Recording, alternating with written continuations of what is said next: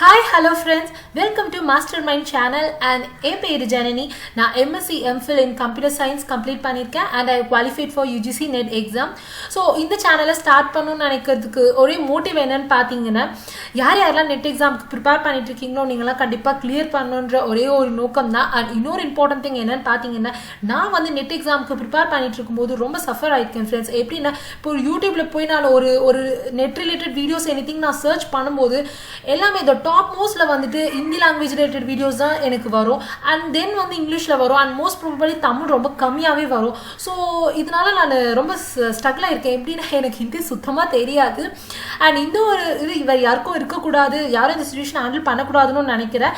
And இந்த channel வந்து for Tamil வியூவர்ஸ்க்காகவும் and இதில் அப்லோட் பண்ணுற வீடியோஸ் வந்து எக்ஸ்பிளனேஷன் இன் தமிழில் தான் இருக்கும்னு சொல்லிக்கிறேன். அண்ட் ஸோ தமிழில் வந்து ஸ்டார்ட் பண்ணுன்றதுக்காக ஒரு சின்ன இனிஷியேட்டிவ் தான் ஃப்ரெண்ட்ஸ் இந்த சேனல். ஸோ நீங்கள்லாம் சப்போர்ட் பண்ணுவீங்கன்னு நான் கண்டிப்பாக நினைக்கிறேன். அண்ட் இந்த வீடியோவில் நம்ம என்ன பார்க்க போகிறோம்னு பார்த்தீங்கன்னா நெட் எக்ஸாம்னா என்ன, இந்த எக்ஸாமை யார் கண்டக்ட் பண்ணுறா, ஸோ இதுக்கான எலிஜிபிலிட்டி க்ரைட்டீரியா என்ன, ஸோ இதுக்கு ஃபீஸ் ஸ்ட்ரக்சர் என்ன, ஏஜ் ரிலாக்ஸேஷன் என்ன, ஸோ எக்ஸாம் பேட்டர்ன் எப்படி வரும், exam pattern, and after NET முடிச்சதுக்கப்புறம் scope of the NET exam என்ன, ஸோ இதெல்லாம் தான் நம்ம இந்த வீடியோவில் பார்க்க போகிறோம். அண்ட் இந்த வீடியோ வந்து நீங்கள் ஃபர்ஸ்ட் டைம் பார்க்கறதா இருந்தீங்கன்னா மறக்காமல் லைக் பண்ணுங்கள், சப்ஸ்கிரைப் பண்ணுங்கள், அண்ட் அந்த பெல் ஐக்கானை கிளிக் பண்ணுங்கள். அப்போ தான் நான் நெட் ரிலேட்டடாக அப்லோட் பண்ணுற வீடியோஸ் எல்லாமே உங்களுக்கு நோட்டிஃபிகேஷனாக வரும் ஃப்ரெண்ட்ஸ். ஸோ வாங்க வீடியோக்குள்ளே போகலாம். ஸோ NTA UGC நெட், இந்த NTA நெட் எக்ஸாம் பற்றி நிறைய பேருக்கு தெரியல. பிஜி ஸ்டூடெண்ட்ஸ்க்கு மோஸ்ட் ப்ராபபிலி நிறைய பேருக்கு தெரியாமையே இருக்குது. அந்த எக்ஸாம் எதுக்காக அப்படின்றத ஃபர்ஸ்ட் தெரிஞ்சுக்கோங்க. அண்ட் JRFனா என்ன, இது ரெண்டுத்துக்கும் டிஃப்ரென்ஸ் என்ன, யார் அப்ளை பண்ணலாம், இது எல்லாத்தையும் பார்க்கலாம். ஃபர்ஸ்ட் UGC நெட்டுன்றது என்னென்னா ஒரு நேஷ்னல் எலிஜிபிலிட்டி டெஸ்ட் தான் நெட்டு. இது வந்து ஒரு நேஷ்னல் லெவல் எக்ஸாம், நேஷ்னல் லெவலில் கண்டக்ட் பண்ணுற எக்ஸாம் ஆல் ஓவர் இந்தியா. ஓகேவா, இதை வந்து யார் கண்டக்ட் பண்ணுறாங்கன்னா NTA நேஷனல் டெஸ்டிங் ஏஜென்சி தான் இதை கண்டக்ட் பண்ணுறாங்க. ஸோ யார் கீழே ஆன் பிஹாஃப் ஆஃப் யாருன்னா university grants commission UGC. So யூஜிசியோட ரோல் என்னன்னு பார்த்தீங்கன்னா இவங்க UGC தான் வந்து சூப்பர்வைஸ் பண்ணுவாங்க. எதுக்குன்னா இந்த நெட் எக்ஸாமை வந்து சூப்பர்வைஸ் பண்ணுறதே இந்த UGC தான். அது மட்டும் இல்லை, இந்த இந்தியாவில் வந்துட்டு எல்லா காலேஜஸ் யூனிவர்சிட்டியும் வந்து ரெகுலேட் பண்ணுறதும் UGC தான். ஐ மீன் எப்படி சொல்கிறது, எல்லா private and government school colleges and universities எல்லாமே இந்த UGC கீழே தான் இருக்கும். ஸோ UGC தான் வந்துட்டு நெட் எக்ஸாமை கண்டக்ட் பண்ணுறாங்க. ஸோ இந்த எக்ஸாம் எதுக்காக யாருக்காகன்னு பார்த்தீங்கன்னா for the post of assistant professor and junior research fellowship. So assistant professor வந்து இப்போ உங்கள் கேரியரை வந்து நீங்கள் அசிஸ்டன்ட் ப்ரொஃபஸர் இல்லைன்னா லெக்சரிங் எந்த காலேஜ் யூனிவர்சிட்டியில் வந்து நீங்கள் போகணும்னு நினச்சிங்கன்னா கண்டிப்பாக இந்த நெட் எக்ஸாமை நீங்கள் குவாலிஃபை பண்ணியிருக்கணும் ஃப்ரெண்ட்ஸ். இப்போ வந்து ஒரு காலேஜில் நீங்கள் அசிஸ்டன்ட் ப்ரொஃபஸராக போகணுன்னா ஒரு மினிமம் குவாலிஃபிகேஷன், மினிமம் எலிஜிபிலிட்டி க்ரைட்டீரியாவே இந்த நெட் எக்ஸாமாக இப்போ வந்து ரீசெண்ட் ட்ரெண்டில் வந்து போயிட்டுருக்கு. And JRF junior research fellowship எதுக்குன்னு பார்த்தீங்கன்னா PhD ரிசர்ச் பண்ணுறவங்களுக்கு, இந்த ரிலவெண்ட் சப்ஜெக்டில் யாரெல்லாம் ரிசர்ச் பண்ணுறாங்களோ அவங்களுக்காக. சப்போஸ் நீங்கள் JRF கிளியர் பண்ணிட்டீங்கன்னா கவர்மெண்ட்டே வந்து உங்களுக்கு ஸ்டைஃபண்ட் அலோகேட் பண்ணும் நீங்கள் PhD பண்ணுறதுக்காக. ஸோ இது எவ்வளோ இயர்ஸ்க்கு வேலிட்னு பார்த்தீங்கன்னா JRF அவார்ட் லெட்டர் வந்து உங்களுக்கு 3 இயர்ஸுக்கு தான் ஃப்ரெண்ட்ஸ் வேலிட். எப்படின்னா நீங்கள் இப்போ JRF கிளியர் பண்ணிட்டீங்கன்னா அந்த JRF லெட்டரை வச்சுக்கிட்டு நீங்கள் வந்து PhD வந்து அந்த வித்தின் 3 இயர்ஸ்க்குள்ளே நீங்கள் அப்ளை பண்ணி ஃபினிஷ் பண்ணணும். ஸோ கவர்மெண்ட் உங்களுக்கு ஸ்டைஃபண்ட் தருவாங்க, அதை வச்சு நீங்கள் பண்ணணும். நெட் எக்ஸாம் வந்து உங்களுக்கு லைஃப் டைம் வேலிடிட்டி, அதுக்கு வந்து பர்டிகுலர் எந்த ஒரு டைம் பீரியடும் கிடையாது. அண்ட் நம்ம சொன்ன மாதிரி தான் ஆல்ரெடி பாருங்கள் நெட் எக்ஸாம் வந்து யாருக்காக ஃபர்ஸ்ட் வந்து நெட் எக்ஸாம் கிளியர் பண்ணிங்கன்னா நீங்கள் நிறைய காலேஜஸில் கெஸ்ட் லெக்சராகவும் போகலாம், இல்லைன்னா கவர்மெண்ட் ஜாப்க்கும் ட்ரை பண்ணலாம். பட் கவர்மெண்ட் ஜாப் உங்களுக்கு கிடைக்க கொஞ்சம் லேட் ஆகும். பட் நீங்கள் ப்ரைவேட் காலேஜஸ்லையும் ட்ரை பண்ணலாம். சப்போஸ் ரிசர்ச் பண்ணுறோன்னு ஐடியா இருக்கிறவங்க இந்த JRF அந்த ஃபெல்லோஷிப் அந்த ஸ்டைஃபண்ட் அமௌண்ட் இப்போ 32,000 கொடுக்குறாங்க. அந்த அமௌண்ட்டை வச்சுக்கிட்டு நீங்கள் எப்படி பண்ணலான்னா IITs நிறைய ப்ரைவேட் இன்ஸ்டியூட்ஸில் அப்ளை பண்ணலாம். ஒரு சென்ட்ரல் ஆர் ஸ்டேட் யூனிவர்சிட்டிஸில் கூட நீங்கள் அப்ளை பண்ணி ரிசர்ச் வந்து நீங்கள் கண்டினியூ பண்ணலாம். இது வந்து நெட் எக்ஸாம்க்கான இது. செட் எக்ஸாம் இன்னொன்று இருக்குது. செட்டுன்றது என்னென்னா ஸ்டேட் லெவல் எலிஜிபிலிட்டி டெஸ்ட். அது ஸோ அதுக்கு வந்து எப்படின்னு பார்த்தீங்கன்னா நீங்கள் அசிஸ்டன்ட் ப்ரொஃபஸர், கெஸ்ட் லெக்சர் எதுவாக இருந்தாலும் நம்ம தமிழ்நாடுக்குள்ளே தான் வந்து நம்ம இது பண்ண முடியும். அதே மாதிரி ரிசர்ச் கூட பார்த்தீங்கன்னா நம்ம ஸ்டேட் யூனிவர்சிட்டிஸில் தான் வந்து நீங்கள் PhDயே அப்ளை பண்ண முடியும், படிக்க முடியும், not in central university. And government job கூட நீங்கள் ட்ரை பண்ணலாம்.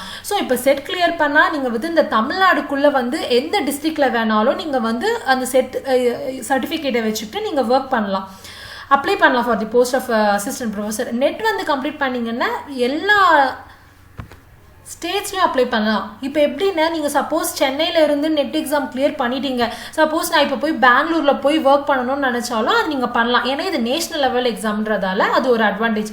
ஸோ இதுதான் நெட் எக்ஸாமுக்கும் செட் எக்ஸாமுக்கும் உள்ள டிஃப்ரென்ஸு. அண்ட் நெட்டுக்கும் ஜேஆர்எஃப்க்கும் நம்மளுக்கு டிஃப்ரென்ஸ் ஃபஸ்ட்டு தெரியணும்.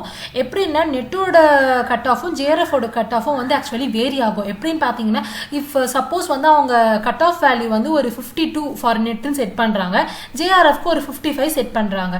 நான் வந்து 53 எடுக்கிறேன். அப்போது நான் only qualified for net, not for JRF. ஏன்னா ஜேஆர்எஃப்க்கு நான் 55 எடுக்கணும். இது ஒரு இம்பார்ட்டன்ட் திங். அண்ட் இன்னொரு இம்பார்ட்டன்ட் திங் என்னென்னா, நீங்கள் நெட் எக்ஸாமுக்கு அப்ளை பண்ணும்போது உங்களுக்கு அப்ளிகேஷன் ஃபார்மில் 2 ஆப்ஷன் இருக்கும். அப்ளைங் for assistant professor only and இன்னொன்று வந்து applying for assistant professor and JRFனு கேட்கும். சப்போஸ் உங்களுக்கு வந்து ஏஜ் கிரைடீரியா அது நம்ம லேட்டர் ஆன் பார்க்கலாம், அதோட ரிலாக்ஸேஷன்லாம் என்ன ஜேஆர்எஃப்க்குன்னு சொல்லிட்டு. இப்போ சப்போஸ் நீங்கள் வந்து ஜேஆர்எஃப்க்கு எலிஜிபிளாக இருந்து அப்ளை பண்ணாமல் இருந்துட்டீங்கன்னா நீங்கள் 55 எடுத்தாலும் you are just qualified for net exam தான். ஜேஆர்எஃப்க்கு நீங்கள் குவாலிஃபை ஆக முடியாது. ஸோ நீங்கள் எலிஜிபிளாக இருந்தீங்கன்னா மறக்காமல் அப்ளைங் ஃபார் நெட் அண்ட் ஜேஆர்எஃப்பை வந்து நீங்கள் செலக்ட் பண்ணியே ஆகணும். அப்போ தான் வந்துட்டு உங்களுக்கு ஜேஆர்எஃப் வந்து நீங்கள் கிளியர் ஆன மாதிரி ஒரு அர்த்தம். ஓகேவா? ஸோ இது வந்து ஒரு இம்பார்ட்டண்டான விஷயம். அண்ட் இதுதான் ஃப்ரெண்ட்ஸ் டிஃப்ரென்ஸ் நெட்டுக்கும் ஜேஆர்எஃப்க்கும். அண்ட் நெக்ஸ்ட் வந்து யார் வந்து இந்த நெட் எக்ஸாம் கண்டக்ட் பண்ணுறான்றதை பார்க்கலாம். ஃபர்ஸ்ட் வந்து ஜூலை 2018 வரையும் சிபிஎஸ்சி தான் நெட் எக்ஸாமை கண்டக்ட் பண்ணாங்க. ஆக்சுவலாக நெட் எக்ஸாம் எப்போ ஸ்டார்ட் ஆச்சுன்னா 1989 to 1990 அப்போ தான் வந்து ஃபர்ஸ்ட் டைம் ஸ்டார்ட் ஆச்சு நெட் எக்ஸாம். இந்த நெட் எக்ஸாம் வந்து எந்த லாங்குவேஜில் உங்களுக்கு கொஷின் பேப்பர் இருக்குன்னா ஹிந்தி அண்ட் இங்கிலீஷில் மட்டும்தான் இருக்கும், தமிழில் இருக்காது. ஏன்னா இது நேஷனல் லெவல் எக்ஸாம்ன்றதால. அண்ட் ஜூலை 2018 வரையும் சிபிஎஸ்சி கண்டக்ட் பண்ணிட்டு இருந்தாங்க. அப்புறம் வந்து டிசம்பர் 2018 என்டிஏ கிட்ட கொடுத்துட்டாங்க. என்டிஏன்றது நேஷனல் டெஸ்டிங் ஏஜென்சி. அவங்க தான் வந்து யூஜிசி எக்ஸாம் இப்போ நெட் எக்ஸாமை வந்து கண்டக்ட் பண்ணிட்டு இருக்காங்க. ஸோ என்டிஏ வந்து கண்டக்ட் பண்ணுற மற்ற எக்ஸாம்ஸும் தெரிஞ்சுக்கோங்க. என்னென்னு பார்த்தீங்கன்னா ஜேஇஇ, நீட் எக்ஸாம், சிமேட், நெட்டு, இதெல்லாம் இந்த எல்லா எக்ஸாமும் என்டிஏ வந்து கண்டக்ட் பண்ணுறாங்க.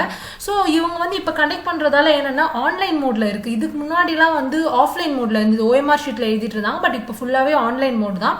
அதுக்கப்புறம் இந்த ஒரு எக்ஸாமை வந்து ட்வைஸ் அ இயர், ஒரு இயரில் வந்து 2 வாட்டி கண்டக்ட் பண்ணுவாங்க. எப்போன்னு பார்த்தீங்கன்னா ஜூனில் ஒன்று, டிசம்பரில் ஒன்று கண்டக்ட் பண்ணுறாங்க. ஆக்சுவலாக இந்த ஜூனில் கூட எக்ஸாம் இருந்திருக்கணும், பட் டியூ டு இந்த லாக்டவுனால் எக்ஸாம் வந்து போஸ்ட்போன் ஆயிடுச்சு, எப்போன்னு தெரியல. ஸோ கம்பல்சரியாக ஒரு இயருக்கு வந்து ட்வைஸ் இந்த எக்ஸாமை வந்து கண்டக்ட் பண்ணுவாங்க. அண்ட் கண்டிப்பாக இப்போ உங்களுக்கு நிறைய டவுட்ஸ் வந்து வந்திருக்கும், whether I am eligible or not, நான் வந்து நெட் எக்ஸாமுக்கு அப்ளை பண்ணலாமா பண்ணக்கூடாதான்னு சொல்லிட்டு. ஸோ இதெல்லாம் நம்ம கிளியர் பண்ணுறதுக்கு எலிஜிபிலிட்டி க்ரைட்டீரியா என்னன்றதை பார்க்கலாம் ஃப்ரெண்ட்ஸ், வாங்க. அண்ட் இப்போ இதோட மினிமம் எலிஜிபிலிட்டி க்ரைட்டீரியாவே என்னென்னு பார்த்தீங்கன்னா பிஜி முடிச்சிருக்கணும். கண்டிப்பாக யூஜி டிகிரி வந்து வேலிட் கிடையாது. பிஜி முடித்தா மட்டும்தான் நீங்கள் நெட் அப்ளை பண்ண முடியும். ஓகேவா? அதுலேயும் வந்து கண்டிஷன் சொல்கிறாங்க. என்னென்னு பார்த்தீங்கன்னா பிஜி ஹோல்டராக இருந்தாலும் நீங்கள் மினிமம் வந்து 55% மார்க் வந்து நீங்கள் செக்யூர் பண்ணியிருக்கணும் ஃபார் ஜென்ரல் கேட்டகிரிக்கு. அதுவே 50% ஃபார் எஸ்சி எஸ்டி கேட்டகிரிக்கு சொல்கிறாங்க. ஸோ இந்த 2 இது இருந்தால் மட்டும்தான் வந்துட்டு நீங்கள் நெட் எக்ஸாமை வந்து ரெஜிஸ்டர் பண்ண முடியும். அண்ட் இன்னொரு இம்பார்ட்டன்ட் திங் என்ன சொல்கிறாங்கன்னா ஃபைனல் இயர் மாஸ்டர் டிகிரி படிக்கிற ஸ்டூடெண்ட்ஸ் மட்டும்தான் வந்து நெட் எக்ஸாமுக்கு அப்ளை பண்ண முடியும். ஏன்னா சப்போஸ் இப்போ வந்து ஃபஸ்ட் இயர் ஸ்டூடெண்ட் வந்து அப்ளை பண்ணுறாங்க நெட் எக்ஸாமுக்கு அண்ட் கிளியர் நெட்டும் கிளியர் பண்ணிடுறாங்கன்னும் போது அது வேலிட் இல்லை. ஏன்னா அவங்க அந்த டைமில் வந்து மாஸ்டர் டிகிரியே முடிக்கல. ஓகேவா? எதர் அவங்க வந்து ரிசல்ட்டுக்கும் வெயிட் பண்ணலை அண்ட் அவங்களுக்கு வந்து மாஸ்டர் டிகிரியே முடிக்கல, அதுக்கு முன்னாடி நெட்டு முடிச்சுட்டா அது வேலிட் இல்லை. இதுவே ஃபைனல் இயர் ஸ்டூடெண்ட்ஸ் வந்து நெட் எக்ஸாமுக்கு அப்ளை பண்ணி கிளியர் பண்ணிவிட்டு ரிசல்ட்டுக்கும் வெயிட் பண்ணுறாங்க அப்படின்னும் போது அது valid. So final year master degree students மட்டும்தான் வந்து நெட் எக்ஸாமுக்கு அப்ளை பண்ண முடியும். அண்ட் இன்னொரு இம்பார்ட்டன்ட் திங் பார்த்தீங்கன்னா பேப்பர் 1 பேப்பர் 2 2 இருக்குது. பேப்பர் 1 வந்து ஜென்ரல் பேப்பர், அது வந்து எல்லா சப்ஜெக்ட்ஸ்க்கும் காமனாக வரும். ஆனால் நம்ம பேப்பர் 2 எப்படின்னா நம்மளோட பிஜியில் என்ன ஸ்பெஷலைசேஷன் எடுத்தோமோ அதுதான் வந்து பேப்பர் 2 வந்து இது பண்ணுது. எப்படின்னு பார்த்தீங்கன்னா இப்போ வந்து நான் கம்ப்யூட்டர் சயின்ஸ் தான் பிஜியில் படிச்சிருக்கேன். அப்போது நான் நெட்டில் வந்துட்டு நெட் எக்ஸாமுக்கு வந்து நான் என்னோட ஸ்பெஷலைசேஷன் கம்ப்யூட்டர் சயின்ஸ் தான் எடுக்கணும்.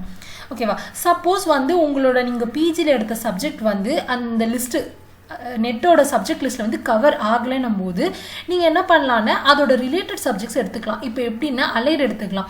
இப்போ வந்து நான் கம்ப்யூட்டர் சயின்ஸ், என்னோட அலைட் வந்து மேக்ஸ் வந்து ஸ்டாட்டிஸ்டிக்ஸ் படிச்சிருக்கேன்னா நான் மேக்ஸ் ஸ்டாட்டிஸ்டிக்ஸை எடுத்துக்கலாம். பட் அதுக்கு வந்து உங்களுக்கு இது சான்சஸ் இருக்காதுன்னு நினைக்கிறேன். பிகாஸ் நெட் வந்து 81 நெட் சப்ஜெக்ட்ஸ் ஆர் அவைலபிள். ஓகேவா? 81 சப்ஜெக்ட்ஸ் வந்து நெட்டில் இருக்குது. ஸோ அதனால வந்து நம்மளுக்கு அந்த ஒரு இது தேவைப்படாதுன்னு நினைக்கிறேன். ஸோ இதுதான் வந்துட்டு க்ரைட்டீரியா. அண்ட் நெக்ஸ்ட் வந்து ஏஜ் லிமிட்டை வந்து பார்க்கலாம். ஃபார் அசிஸ்டன்ட் ப்ரொஃபஸருக்கு வந்து எந்த ஒரு ஏஜ் லிமிட்டும் இல்லை ஃப்ரெண்ட்ஸ் அப்ளை பண்ணுறதுக்கு அசிஸ்டன்ட் ப்ரொஃபஸருக்கு. ஆனால் ஜேஆர்எஃப்க்கு வந்து ஏஜ் லிமிட் இருக்குது. எப்படின்னா 30 இயர்ஸ்க்கு வந்து அதிகமாக இருக்கக்கூடாது. ஃபர்ஸ்ட் வந்து ஏஜ் லிமிட் ஜேஆர்எஃப்க்கு வந்து 28 வச்சுருந்தாங்க. பட் இப்போ வந்து 30 இயர்ஸ் வச்சுருக்காங்க. ஸோ வந்து ஜேஆர்எஃப்க்கு வந்து 30 இயர்ஸ் அதிகமாக இருக்கக்கூடாது ஃபார் ஜென்ரலுக்கு. அதுவே வந்து எஸ்சி எஸ்டி ஓபிசி அப்புறம் வந்து physically handicapped transgender women candidates இவங்களுக்கெல்லாம் ஏஜ் ரிலாக்ஸேஷன் வந்து அப் டு 5 இயர்ஸ் இருக்குது. அதாவது 35 இயர்ஸ் வரையும் அப்ளை பண்ணலாம். நீங்கள் 35 இயர்ஸ் வரையும் வந்து ஜேஆர்எஃப்க்கு அப்ளை பண்ணலாம். ஸோ இது ஒரு க்ரைட்டீரியா இருக்குது. அதே மாதிரி கட் ஆஃப் பொறுத்த வரையும் நீங்கள் பார்த்தீங்கன்னா ஃபர்ஸ்ட் வந்து எஃப்சி, அதுக்கப்புறம் ஓபிசி, அதுக்கப்புறம் எஸ்சி எஸ்டிக்கு வந்து கட் ஆஃப் கம்மியாக இருக்கும். அதுக்கப்புறம் டிரான்ஸ்ஜெண்டருக்கு இப்போ எடுத்துகிட்டு வந்திருக்காங்க புதுசாக. டிரான்ஸ்ஜெண்டருக்கும் வந்து எஸ்சி எஸ்டியை விட ரொம்ப கம்மி கட் ஆஃப் இருக்குது. ஸோ இதுதான் வந்து ஏஜ் ரிலாக்ஸேஷன். அண்ட் இன்னொரு இம்பார்ட்டன்ட் திங் என்னென்னா பிஹெச்டி டிகிரி ஹோல்டர்ஸ் இருக்காங்கல்ல, அவங்க வந்து இப்போ வந்து பிஹெச்டி வந்து செப்டம்பர் 1991க்கு முன்னாடி முடித்தவங்களாம் இருந்தாங்கன்னா அவங்களுக்கு 5% ரிலாக்ஸேஷன் வந்து அக்ரிகேட் மார்க்ஸில் கொடுக்கப்படும். அப்படின்னா என்னென்ன எக்ஸாம் முடிச்சுட்டு நெட் எக்ஸாம் கட் ஆஃபில் கொடுக்கப்படும் இல்லை. எப்படின்னா ஸ்டார்டிங்கில் நம்ம சொன்னல அப்ளை பண்ணுறதுக்கு 55% 50%. சப்போஸ் அவங்க ஓபிசியாக இருந்தாங்க, சாரி எஃப்சியாக இருந்தாங்கன்னா 55% வந்து 50% மாறும். எஸ்சி எஸ்டியாக இருந்தாங்கன்னா 50 வந்து 45% மாறும். ஸோ அதான் வந்து அந்த அக்ரிகேட் மார்க்ஸில் 5% ரிலாக்ஸேஷன் வந்து கொடுக்கப்படும் அந்த பிஹெச்டி டிகிரி ஹோல்டர்ஸ்க்காக. அண்ட் ஃபீஸ் பற்றி சொல்லணும்னு நினச்சேன். இது நெட் எக்ஸாம் அப்ளை பண்ணுறதுக்கு ஃபீஸ் ஸ்ட்ரக்சர் எவ்வளோன்னு பார்த்தீங்கன்னா ஓசி எஃப்சி கேட்டகரிக்கு வந்து எவ்வளோன்னு பார்த்தீங்கன்னா 1000 rupees. அண்ட் ஓபிசிக்கு ஓபிசி எம்பிசிக்கெல்லாம் 500 rupees. And SC ST and transgender and பிடபிள்யூடி இவங்களுக்கெல்லாம் பார்த்தீங்கன்னா எவ்வளோன்னு பார்த்தீங்கன்னா 250 rupees ஃப்ரெண்ட்ஸ். ஸோ இதெல்லாம் வந்து ஃபீஸ் ஸ்ட்ரக்சரு அண்ட் இதெல்லாம் தான் எலிஜிபிலிட்டி க்ரைட்டீரியா. ஸோ வந்து எப்படின்றத பாருங்கள். அண்ட் இங்கே பாருங்கள், ஃபர்ஸ்ட் வந்து நான் சொன்ன மாதிரி தான் ஒரு பர்சனை கிராஜுவேஷன் கம்ப்ளீட் ஆகிருக்கணும் கண்டிப்பாக. அதுக்கப்புறம் வந்து போஸ்ட் கிராஜுவேஷனை ஃபினிஷ் பண்ணியிருக்கணும். அப்போ தான் வந்துட்டு அப்ளை பண்ண முடியும் நெட் எக்ஸாமுக்கு. ஸோ இதுதான் வந்துட்டு நம்மளுடைய ஃப்ளோ. ஸோ கிராஜுவேஷன்லேயே வந்து எப்படின்னு பார்த்தீங்கன்னா சயின்ஸு அண்ட் காமர்ஸ் ஹியூமனிட்டிஸ் ரெண்டாக ஸ்ப்ளிட் அப் பண்ணலாம் நம்ம. எப்படின்னா இப்போ சயின்ஸ் டீம்னு பார்த்தீங்கன்னா பிஎஸ்சி, காமர்ஸ்னால் பிபிஏ, பிகாம் அண்ட் ஹியூமனிட்டிஸ்னால் பிஏ. இப்போ வந்து இந்த சயின்ஸ் டீமில் வந்து பிஎஸ்சியில் எதெல்லாம் வரும்னு பார்த்தீங்கன்னா ஃபிசிக்ஸ், கெமிஸ்ட்ரி, மேத்தமெட்டிக்ஸ் இந்த சப்ஜெக்ட்ஸ் எல்லாம் வந்து சிஎஸ்ஐஆர் நெட் கீழே வரும். இப்போ இந்த commerce and humanities under subjects எல்லாம் வந்து யூஜிசி நெட் கீழே வரும். எப்படின்னா இப்போ கம்ப்யூட்டர் சயின்ஸ் வந்துட்டு அது வந்து நம்ம அப்ளிகேஷன் ஓரியன்டட். ஸோ அது வந்து நம்மளுக்கு நெட் எக்ஸாம் கீழே தான் வரும். ஸோ இந்த பிஎஸ்சி எக்ஸாம் இந்த சயின்ஸ் எக்ஸாம்ஸ் எல்லாம் வந்து சயின்ஸ் ரிலேட்டட் ஸ்ட்ரீம்ஸை கண்டக்ட் பண்ணுறது யாருன்னா சிஎஸ்ஐஆர் நெட் தான். CSIR council of scientific and industrial research இவங்க தான் வந்து கண்டக்ட் பண்ணுறாங்க சிஎஸ்ஐஆர் நெட். ஸோ இப்படி தான் வந்து டிஃப்ரென்ஸு. பட் சிஎஸ்ஐஆரும் யூஜிசி தான் கண்டக்ட் பண்ணுறாங்க, என்டிஏ நெட்டும் யூஜிசி தான் கண்டக்ட் பண்ணுறாங்க. அது நம்ம ஒரு விஷயம் தெரிஞ்சுக்கணும். அண்ட் நெக்ஸ்ட் பார்க்கலாம். ஸோ இப்போ nature of questions exam pattern எப்படின்றது தெரிஞ்சுக்கணும். பேப்பர் 1 பேப்பர் 2 நம்ம சொல்லியாச்சுப்பா.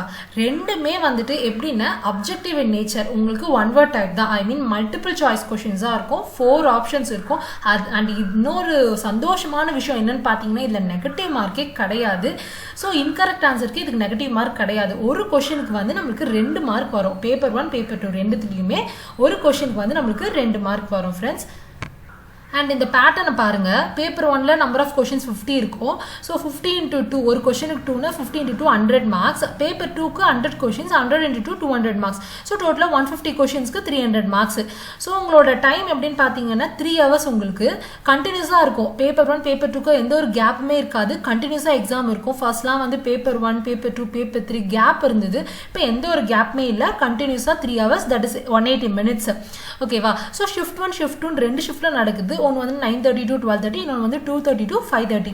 So 2 shift. ஸோ பேப்பர் 1 வந்து எதெல்லாம் உங்களுக்கு டெஸ்ட் பண்ணுற மாதிரி இருக்கும்னா உங்களோட டீச்சிங்கு, உங்களோட ரீசனிங் எபிலிட்டி, ரிசர்ச் ஃபீல்டு, அப்புறம் உங்களோட லாஜிக்கல் திங்கிங், ஜென்ரல் அவேர்னஸ், உங்கள் ஜென்ரல் நாலேஜ் எப்படி இருக்குது. ஸோ இதெல்லாம் டெஸ்ட் பண்ணுற மாதிரி பேப்பர் 1 இருக்கும். பேப்பர் 2 வந்து ஃபுல்லாக வந்து நீங்கள் எந்த சப்ஜெக்டை சூஸ் பண்ணுறீங்களோ, அதாவது உங்கள் ஸ்பெஷலைசேஷன் சப்ஜெக்ட், அதை பேஸ் பண்ணி தான் பேப்பர் 2 இருக்கும். அதாவது ஒரு கேண்டிடேட்டோடைய இன்டெப்த் நாலேஜ் அவங்களோட ஸ்பெஷலைசேஷன் சப்ஜெக்டில் இருக்கா அப்படின்றத டெஸ்ட் பண்ணுற மாதிரி பேப்பர் 2 உங்களுக்கு இருக்கும். அண்ட் ஜஸ்ட் ஒரு ஸ்மால் ரீகேப் பார்த்துக்கலாம். எக்ஸாம் மோட் நம்ம சொன்ன மாதிரி online, exam duration 3 hours, type of paper வந்து பேப்பர் 1 வந்து எல்லா கேண்டிடேட்ஸ்க்கும் காமனாக இருக்கும், பேப்பர் 2 மட்டும் அவங்க subject relatives, types of questions ரெண்டுமே MCQs, ஃபர்ஸ்ட் பேப்பருக்கு 50 கொஷின், செகண்ட் பேப்பருக்கு 100 கொஷின்ஸ், டோட்டல் மார்க் ஃபர்ஸ்ட் பேப்பருக்கு 100, செகண்ட் பேப்பருக்கு 200. ஸோ ஒரு கரெக்ட் ஆன்சருக்குன்னா 2 மார்க்ஸ் உங்களுக்கு வரும், இன்கரெக்டுக்கு 0 வரும், நோ நெகட்டிவ் மார்க்ஸ். அண்ட் இது வந்து net exam December 2019 result statistics தான். நம்பர் ஆஃப் கேண்டிடேட்ஸ் ரிஜிஸ்டர் பண்ணது பார்த்தீங்கன்னா 10,34,000 கிட்ட. அண்ட் அப்பியர் ஆகிருக்கிறது எத்தனை பேருன்னு பார்த்தீங்கன்னா 7,93,000 கிட்ட தான். அதில் வந்து அசிஸ்டன்ட் ப்ரொஃபஸருக்கு 60,000 பேர் வந்து குவாலிஃபை ஆயிருக்காங்க, JRFக்கு வந்து 5,000 பேர் வந்து குவாலிஃபை ஆயிருக்காங்க. ஸோ அப்போ நீங்கள் அந்த வேரியேஷனை பாருங்கள், 10 லட்சத்துக்கிட்ட அப்பியர் ரிஜிஸ்டர் பண்ணிவிட்டு 60,000 5,000 கிட்ட தான் வந்து கிளியர் பண்ணியிருக்காங்களே. இதுதான் வந்து ரேஷியோவே பார்த்தீங்கன்னா. ஸோ அப்போது நீங்கள் எவ்வளோ அளவுக்கு வந்து நீங்கள் உங்கள் எஃபோர்ட்டை போடணும், ஸ்ட்ராட்டஜி மேக் பண்ணணும், எப்படி வந்து நீங்கள் ப்ராக்டிஸ் பண்ணணுன்றதை பார்த்துக்கோங்க நெட் எக்ஸாமுக்கு. அண்ட் எப்படி படிக்கணும், எப்படி வந்து டைம் டேபிள் மேக் பண்ணணும் அப்படின்ற டிப்ஸ் எல்லாம் நான் கண்டிப்பாக அப்கமிங் வீடியோவில் அப்லோட் பண்ணுறேன் ஃப்ரெண்ட்ஸ். ஸோ ஃபைனலி வந்து சக்ஸஸ் வந்து இதில் ஒரு இம்பார்ட்டன்ட் கோட் சொல்லி முடிக்கணும்னு நினைக்கிறேன். Success doesn't come to you, you have got to go to it அப்படின்றது. என்னென்னா சக்ஸஸ் வந்து எப்பவுமே நம்மளுக்கு ஈஸியாக வந்துடாது, நம்ம தான் வந்து சக்ஸஸை தேடிட்டு போகணும், அதுவாக நம்மளை தேடி வராது. நம்ம தான் வந்து அந்த டோர் ஓப்பன் பண்ணணும், சக்ஸஸ் டோரை, எய்தர் இந்த easy way or the hard way. So நீங்கள் தான் உங்களோட பாத்தை சூஸ் பண்ணணும். எனக்கு தெரிஞ்சு hard work and smart work ரெண்டுமே important, but being smart is more enough that hard. ஏன்னா ஸ்மார்ட் ஒர்க் பண்ணிங்கன்னா அது ரொம்ப ரொம்ப உங்களுக்கு வந்து கை கொடுக்கும்னு சொல்கிறேன். எப்படின்னா அண்ட் இன்னொரு இம்பார்ட்டன்ட் விஷயம் என்னன்னு சொல்லணும்னு நினைக்கிறேன்னா, ஃபர்ஸ்ட் வந்து உங்கள் மேலே நீங்கள் நம்பிக்கை வைங்க, அது போதும். ஏன்னா நீங்கள் தான் வந்து இம்பார்ட்டன்ட் ரோல் ப்ளே பண்ண போகிறீங்க, நீங்கள் தான் நெட் எக்ஸாம் கிளியர் பண்ண போகிறீங்க, உங்களுக்காக, உங்கள் ஃபேமிலி மெம்பர்ஸ்க்காக. யாரும் வந்து உங்கள் ரோலை வந்து ப்ளே பண்ண முடியாது, நீங்கள் மட்டும்தான். ஸோ வந்து கடைசியாக விவேகானந்தர் ஒரு பழமொழி, ஒரு கோட் சொல்லி முடிக்கணும்னு நினைக்கிறேன். உன் மீது உனக்கே நம்பிக்கை இல்லை என்றால் கடவுளே நேரில் வந்தாலும் பயனில்லை அப்படின்னு சொல்லியிருக்காரு. ஸோ வந்து ட்ரஸ்ட் இன் யுவர் செல்ஃப், உங்களால் கண்டிப்பாக முடியும், ஓகேவா? ஸோ வந்து all the best for all the aspirants of UGC NET. And இந்த அப்கமிங் வீடியோவில் நான் பேப்பர் 1 ஸ்ட்ராட்டஜி அண்ட் டிப்ஸ் வந்து கண்டிப்பாக அப்லோட் பண்ணுறேன். Thank you friends, thank you all, thank you for வாட்சிங்.